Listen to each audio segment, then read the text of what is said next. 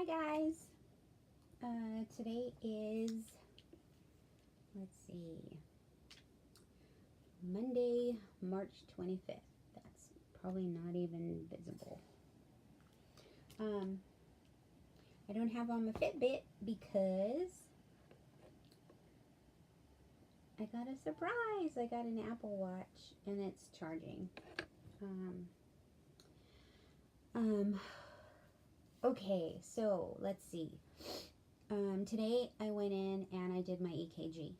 I needed to go in and get an EKG done because the surgery that I had in 2016 of January and 2017 in June,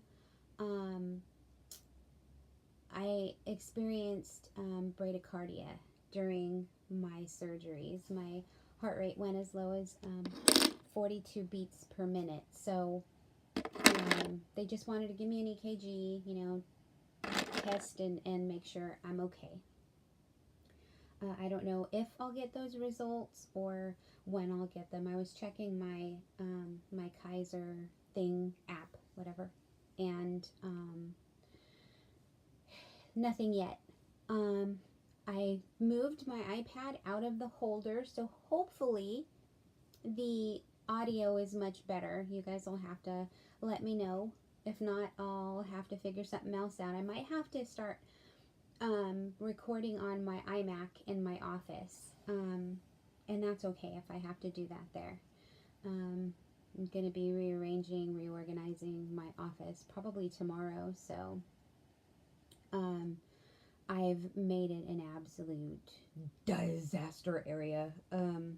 It's where I would do work on the computer. It's where I would do my makeup, where I would do special effects makeup, and pretty much just doing this, you know, after everything's done, just putting it somewhere.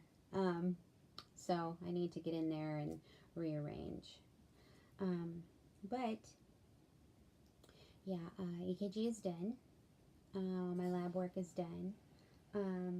I was looking at my pharmacy because I was looking at a prescription that I need to refill, and they didn't fix the prescription yet. I'm supposed to be moved up to 150 micrograms for my thyroid, but my doctor hasn't done that yet. So I was looking there and I saw on there that there was a prescription for magnesium citrate, which we all know is what makes you flush your bowels out.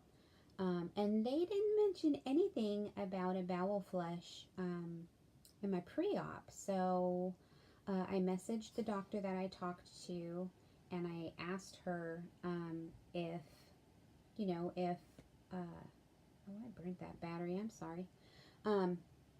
I asked her if I needed to pick that up, and she's like, yeah, when you talk to the pre-op nurse on the 28th, she'll give you that information. So I'm like, okay. So yeah, we'll be flushing. A couple people have asked what were my first indications about my pancreatic cancer. I want to say first that, and this has been in other videos, but I don't want you to have to go looking through all the other videos, so I am going to address it here. First, my dad passed away in 2007 from pancreatic cancer. His was found very, very late, and by the time they caught it, it had spread to his stomach. My dad refused to do chemotherapy. Sorry, I still have a little hard time talking about it. He didn't last long, and I'm just going to end that conversation there. I never really expected to get pancreatic cancer because my dad, he was the first to get it in our family that I knew of. So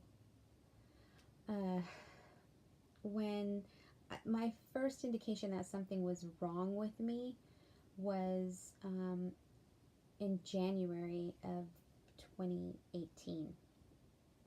I had a few bowel movements where my stool was very light in color. It was like a really light yellow, almost like a whitish clay color, not stark white, but ivory white.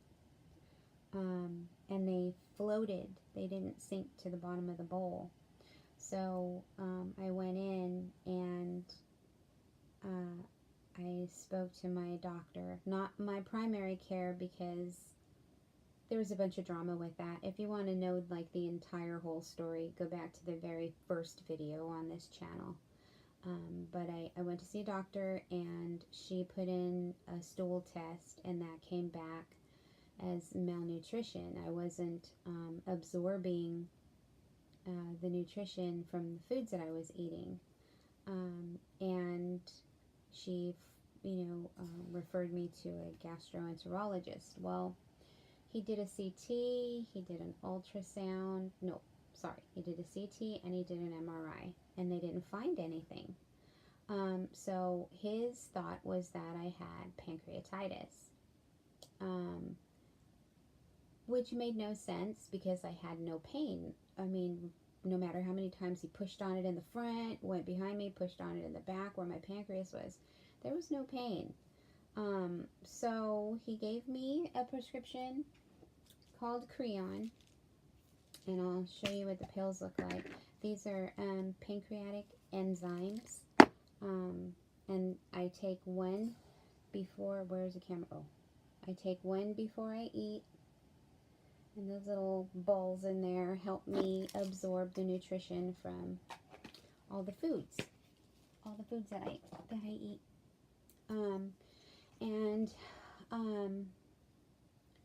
Sorry, this is my peppermint. I smell it just because it makes me feel calm, and I do that fairly often.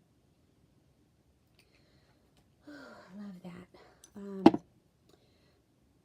So he prescribed me the Creon, and then that was by the time all of that got done, the CT and MRI, it was around June. Yeah, end of June I started on my Creon. In July, August, September, in October, beginning of October, I went to the bathroom, and my urine was like dark orange, and that startled me because I drink a lot of water, so usually it's either really, really light or it's clear. And I called my primary care doctor, my new one, and I told him, my urine was really dark in color, and he suggested I do a urinalysis. So I went in and I did one. It came back contaminated. Now, at the time I was a 49-year-old woman. I know how to clean myself and not contaminate a urinalysis. So I asked him to resubmit for another so I can go and take another. Again, super careful. Second one came back contaminated. So his thought was that I had a UTI. Now, I've never had a UTI in my life before, but he's the doctor, so okay. He prescribed me some antibiotics. 3 days, it was either 2 or 3 days after taking the antibiotics, I got jaundice. I turned bright yellow.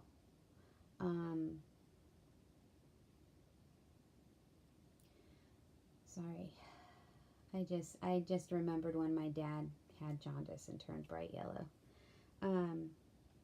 So I called him up, and I told him, I'm yellow. Can you please order? I don't know why. I guess because my brother had cirrhosis of the liver, and he had jaundice as well. So when I saw I had jaundice, I thought, oh no, my liver's bad. So I asked my primary care doctor, can you please submit a request for a liver test, a blood test, a liver test. And he said yes. Well, he got the results back and called me and told me on the phone that my liver was shot and that I needed to go into emergency. So I did that. When I got into emergency, they did a CT, a stomach ultrasound, and an MRI.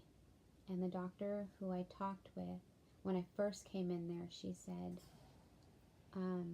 your liver is not shot.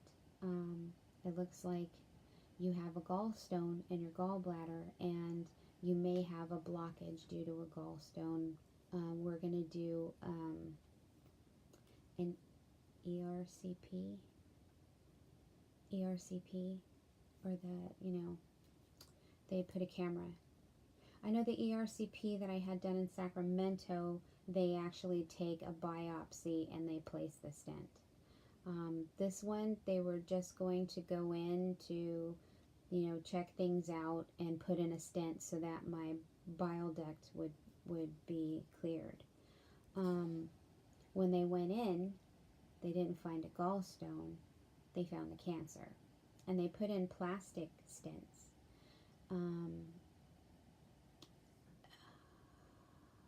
The whole experience was pretty emotional, so I'm again, if you want to know the entirety of it all, please view my first video. I believe I go over all of it in my first video. I was really, really lucky to get Dr. Sogi as my gastroenterologist. He's an incredible human being. Just wanted to add that. So things started to progress there. They discovered the cancer. It was under 4 centimeters, and it was at the head of my pancreas. I did have atrophy on the tail of my pancreas. Now, as it sits now, after 6 cycles of FOLFIRINOX chemotherapy, it took my tumor markers from 522 down to 95. That is, I'm sure you've seen on one of these videos here that I was given misinformation by my oncologist because he had told me it failed. But later on I found out that the radiology tech that read the scans basically gave the oncologist this information, and the oncologist didn't have an opportunity to speak with my surgeon because he was out on vacation for a few days. And he wanted to get back to me right away, so I am in no way hating on my oncologist at all. He just wanted to get the information to me as quickly as possible. Unfortunately, it wasn't accurate, and I put my kids and my family through hell with the misinformation. But finding out when my surgeon returned that it was information was like a whole separate gift. So that, it sucks that it happened, but I'm not going to focus on that, I've got bigger battles to fight. One thing I do want to clear up from one of my earlier videos, is metformin. I really thought metformin would have been the cause of at least the beginning of my pancreatic cancer, but it has been, studies have been made, and those studies have shown, those studies have shown that, I'm sorry, my sister just texted me,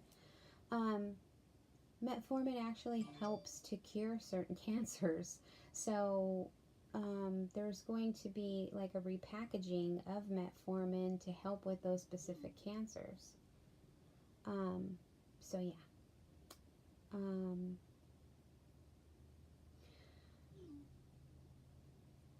Okay. So just wanted to clear that up. I don't think any of their these medicines that they give us. Let me think about that. I shouldn't say that because I know there are some medications that help. I kind of feel like there are doctors that want to cure, and then there are a lot of doctors that just want to treat. So there's that. That's just my opinion. Opinions are like buttholes. Everybody has one. So anyway, yeah. So that's my story of how I discovered my pancreatic cancer. Um, if I could give anybody a little bit of advice, please pay attention to your body. Just pay attention to every single thing about your body. It really, usually most people would, look at their poop and go, oh, it's probably just something I ate. Well, I saw that and I'm like, that's just not right. So I did wait a few days before I contacted the hospital, just in case it was something that I ate. And when it wasn't changing, that's when I knew there's a problem. So, and stay on top of your doctors. Definitely stay on top of them. If you think, I got the Creon and all of a sudden, orange urine, it's like, okay, this is not just pancreatitis. There's something else, going on here. But definitely stay on top of your doctors. You are paying them to do a job. Make sure they do that job for you. Your life is important. So yeah, I wanted to go over that because I'm asked a lot. But that's about it. That's about all I got for today. So this one will be a short one. Hopefully the audio will be better. I'm feeling like much better. I know I was really weak the other day. I'm feeling better, and I think it's because I've been just pounding back, my vitamins and eating a lot. I'm trying to gain weight. Trying. So far nothing, but I'm not giving up. I did order my BioTrust. I'll show that in the next video. It's a big case, and it's all the way in the kitchen, and I'm in my PJs, and if I get up, this thing's gonna fall. It's just gonna be a bunch of drama. So I will add it to my next video. I have to do a CT scan for my radiologist on Wednesday, so I'll do that then. In the meantime, I'm gonna clean and pack for the hospital and probably have a freak out or two between now and then, trying not to. I mean, I'm feeling much better after seeing the hospital and all of that, but, it's the whole getting cut open thing that my brain is just like zeroing in on, but I need to get over that shit. I really do. I haven't had, knock on wood, I haven't had any cramps today at all. Shocking. Really, really excited about that. My sugar's really good. I got back my test. I think I went over that in the last video, so I'm not going to be redundant. So yeah, we're good.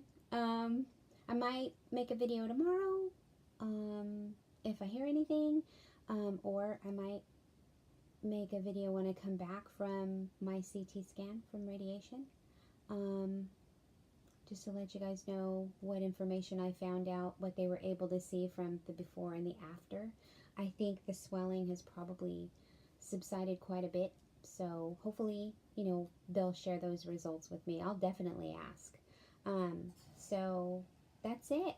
I was able to go through and respond to all of your messages. Thank you so much, and I'm so sorry it's taken me so long to get through them, but I appreciate each and every one of you. And sending hugs, and I'll see you guys in the next one. Okay, bye.